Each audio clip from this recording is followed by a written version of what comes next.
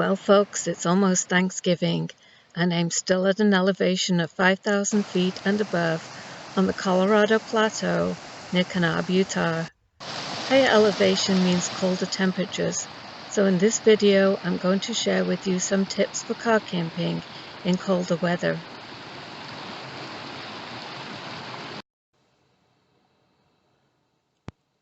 A little bit nippy this morning.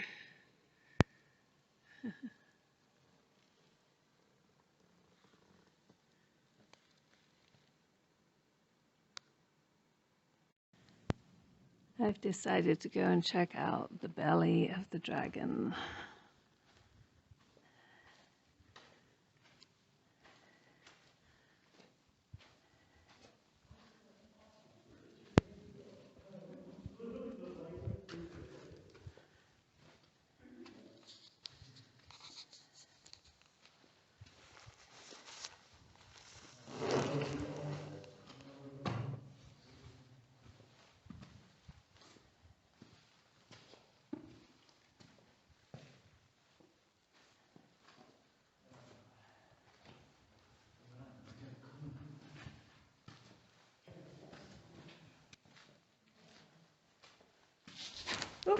The belly of the dragon is a tunnel that goes under Highway 89 and is used as a drainage for the upper canyons that feed into the North Fork River.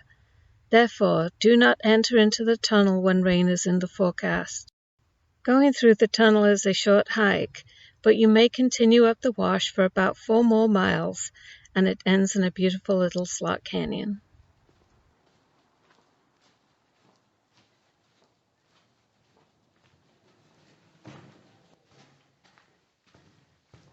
It's a popular place for people to come and visit.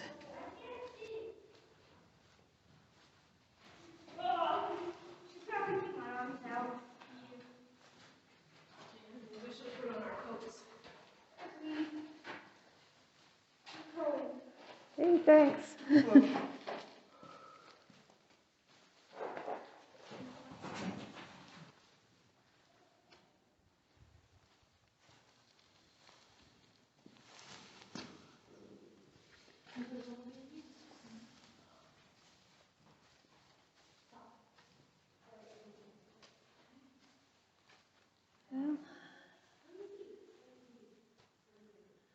Modern day petroglyphs are not nearly as interesting as the ancient ones.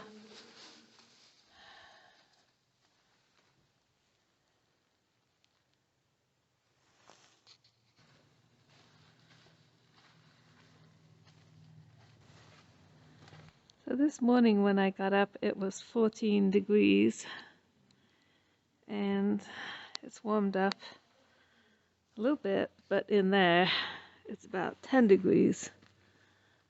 Brr.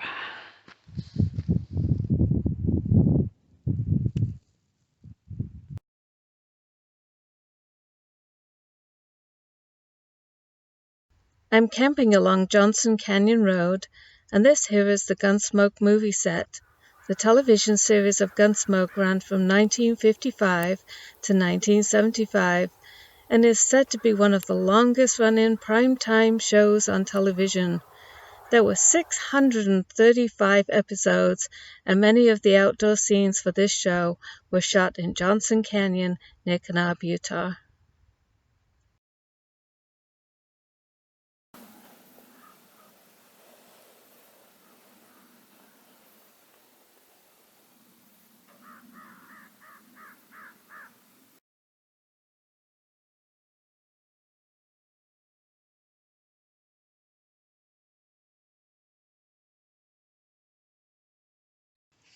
Hey there, it's Thanksgiving, and I'm out in Grand Staircase Escalante National Monument.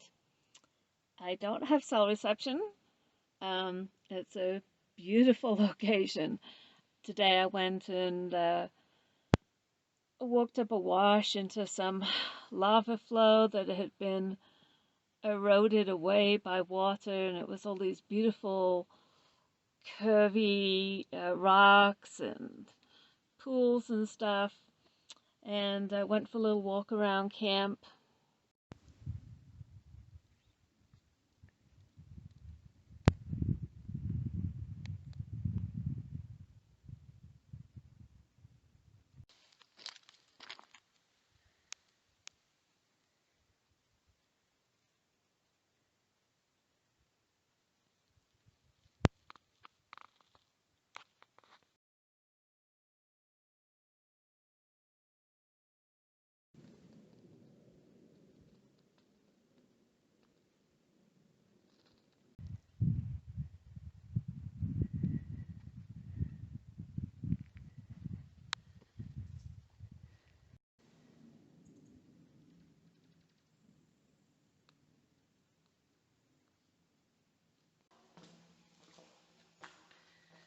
This looks kind of psychedelic on my phone.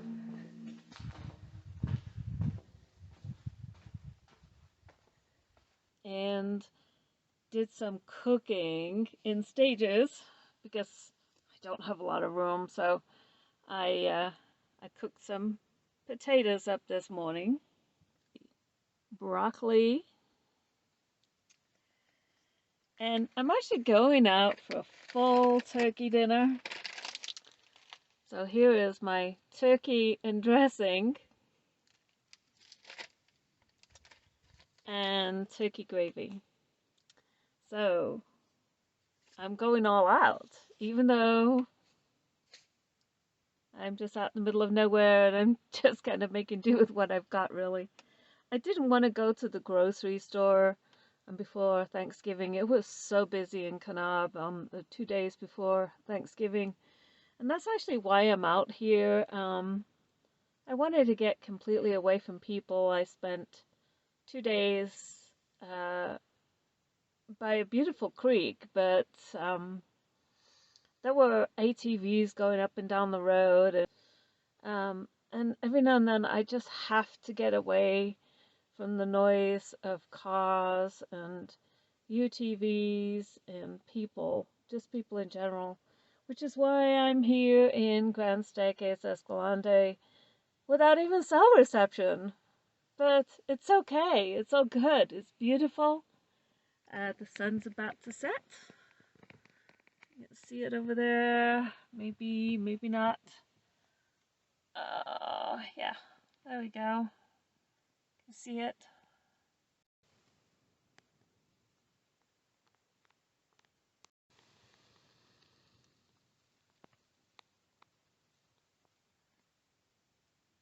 Absolutely beautiful. And it's all good. I'm going to cook my meal now. So here we go. Turkey and stuffing, rehydrated. Gravy with potatoes and broccoli. Happy Thanksgiving. Good morning. Yes, you're reading that right. That is an outside temperature of 10 degrees Fahrenheit.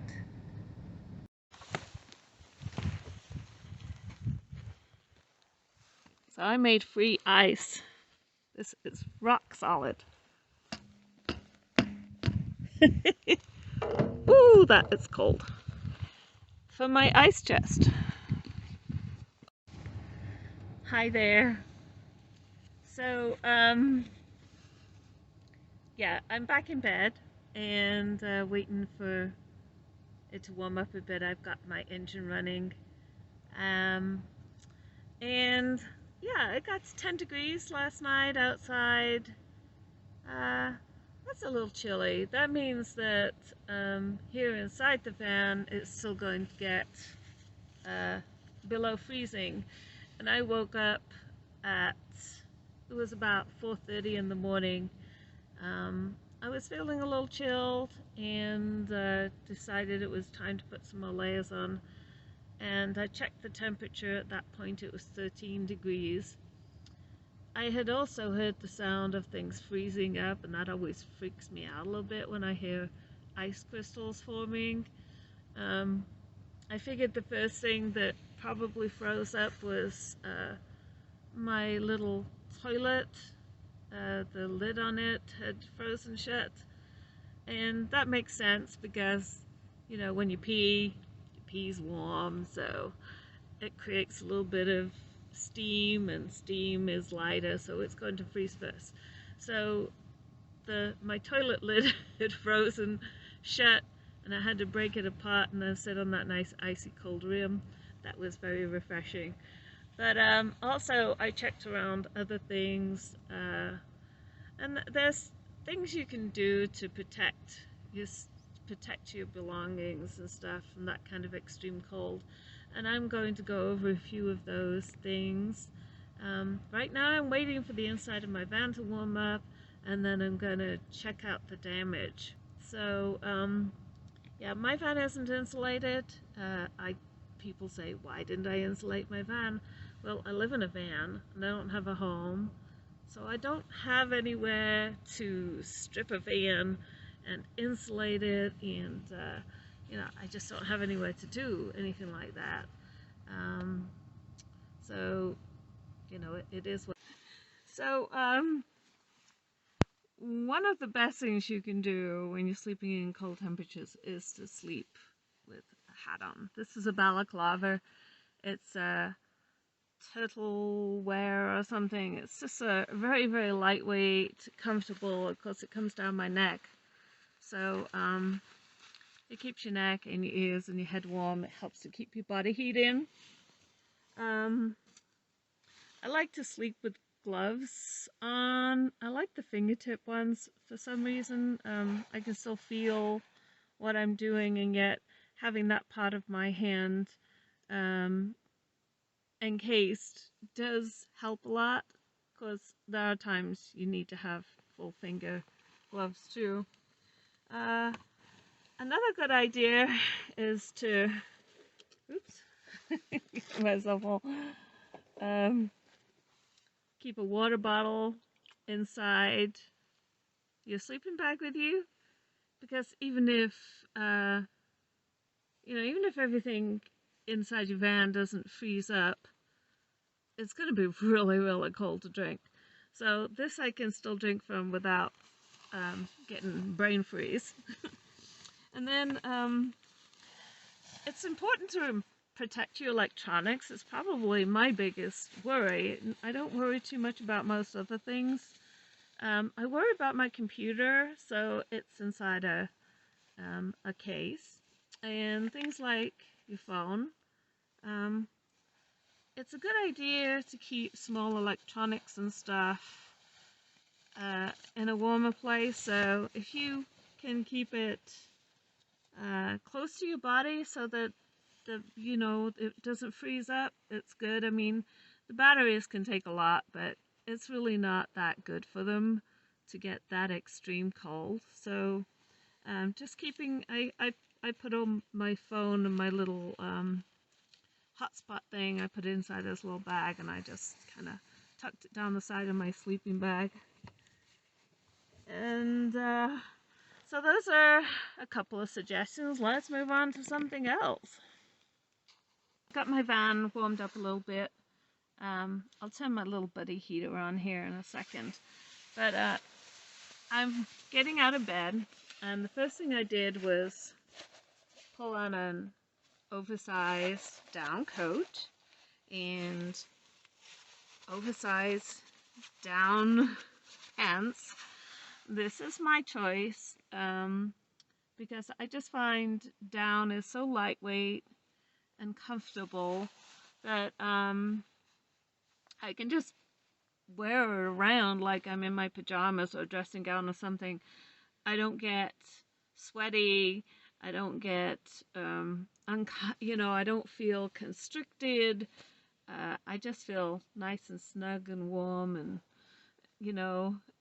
it's so comfortable. I do get a little bit of claustrophobia. So if I have heavy constricting things on and then I suddenly have a hot flash, I can't I can't handle it. So that doesn't happen with down, because it's so lightweight. It's almost like you're not wearing anything, and yet it keeps you warm. So I pulled on my down pants, pulled on my down top, and then I have down booties. So I'm a big fan of down booties for, just being around inside the van. I have a layering system of down booties. So this is my outer booty. They actually don't make these anymore, and I haven't found something to replace yet. But the reason I love these so much is because they have the hard sole. So I can walk on my dirty floor in here with them on. I can also go outside. I don't have to keep changing into my shoes and stuff.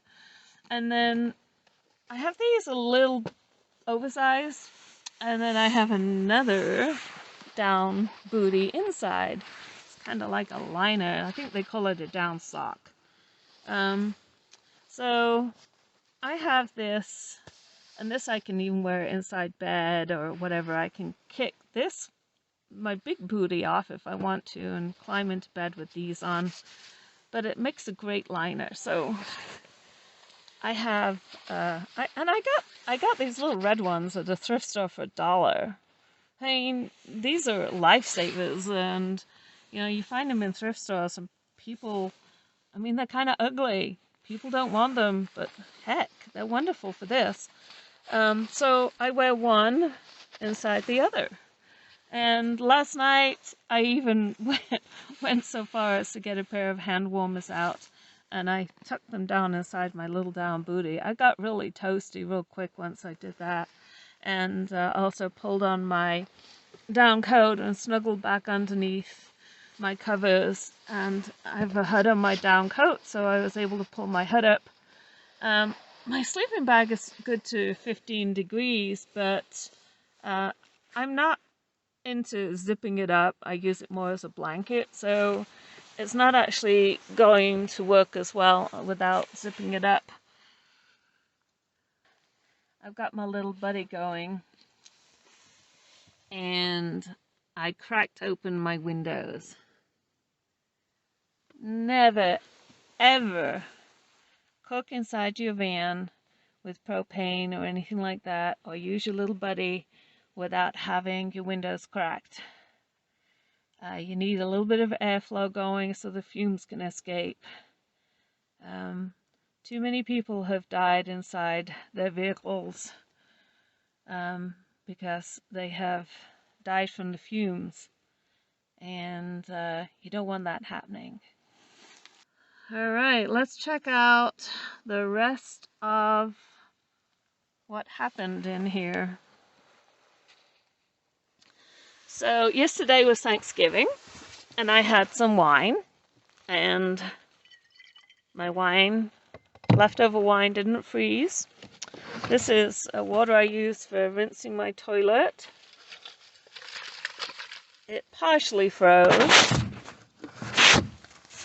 Now, that's not surprising that water froze, because this is where my door is, and so this is my step down. And of course, cold sinks, so it's going to be colder down there than it is, say, up here. Here is, I have some water here. Let's see. This is my ice chest. And here I have water. And that didn't freeze at all. It's very cold, but it didn't freeze.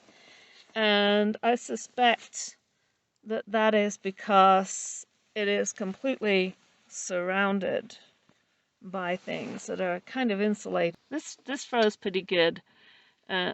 It's partially defrosted again now, since I've had the heat going in here.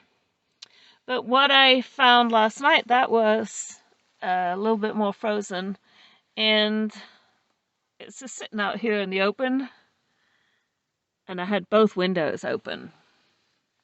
Yeah, had them both cracked. And I think it was just getting like this cold draft, going from one window to the other. So it was frozen. So underneath my bed, I have a few items. I have some colloidal silver, and it hasn't frozen. I checked it. I don't want that to freeze. It would ruin it. So it's inside an insulated bottle holder, and so that's good. So things didn't freeze up entirely in here. So you can get away with a night or two as long as it warms up again in the day. If it stays below freezing inside your van for longer than a 24-hour period, you're in trouble then. But otherwise, most things will survive. It's not very pleasant. It's not fun getting up to pee in the middle of the night when it's 10 degrees outside, or 22 degrees in your van, or whatever it was. I don't have one to show you, but if you can buy, just as a woman anyway, you can buy just a small little round container with a screw-on lid. Screw-on's preferable. You can just pull that in under the covers with you and squat right on it and pee in your sleeping bag without having to get out. You know, men use Nalgene bottles. They don't have to get out. Well, we can do the same thing. We don't have to get out into a cold van if we have the right tools. You can buy, and there's a nice one they sell at the Dollar General and actually Dollar Tree. You can buy, for $1, you can buy this nice container with a screw-on lid. Some people use old coffee cans, or the you know, the plastic containers, but they have a pop-on lid. I don't recommend that. It's more likely to pop off or something, especially if you forget to empty it and you're driving down the road and you get a change in altitude or something. It could just pop off. So screw-on lids are better. So yeah, there's a solution for us ladies. Men use Nalgene bottles. I suggest that if you're a man and you use a Nalgene bottle, you put a skull and crossbone on the side of it, or do something to make sure that you can tell the difference between your pee bottle and your regular drinking water bottle. Alright, I feel like I'm rambling. I didn't exactly plan this. I just decided to bring up a few things while I had the opportunity, and yeah. So if you have any questions for me, please ask in the comments section and I'll try and answer them for you. I guess I can give you one more hint. So I got some free Primus propane bottles, you know, this kind. So I'm just kind of using them up because I really don't have room for them. Keeping some of the little bitty ones for in case I go backpacking, but this great big one, this is barely going to work this morning. When butane gets cold, it just doesn't work worth a hoot. So, and this is isobutane and propane mix. Propane is a little bit better in the cold. So this mix, it's not going to work very well right now. So what I'm going to do is take a small, just a tiny little bit of water in a pan, and I'll turn this on and heat up that little bit of water, and then I will set this canister inside the warmed up water, and that will warm up the canister, and then the canister will start to work a little bit better. So I'll show you that. I'll do that now, okay? Alright, enough rambling. So I have this turned on, and I have it turned on pretty high, and there's not much of a flame there, as you can see. So I have a little bit of water in this little bitty pan, and I'm going to warm that up. Alright, so I'm going to put this kind of on low. Here's my pan of hot water. I might have got a little too hot. But watch what happens when I put this in here.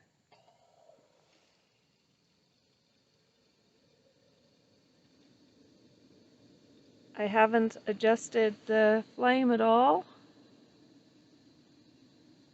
but the propane is warming up, and now it is becoming a more efficient heat source.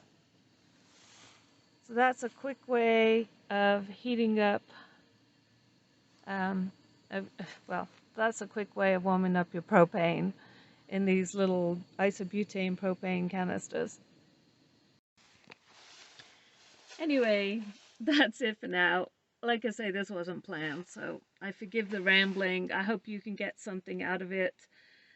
If I think of anything else, I will, I'll add it to this video in text.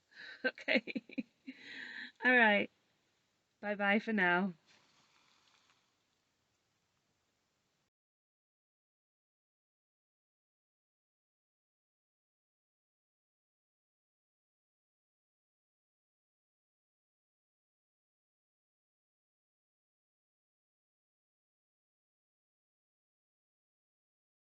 I should mention, don't drink this water after.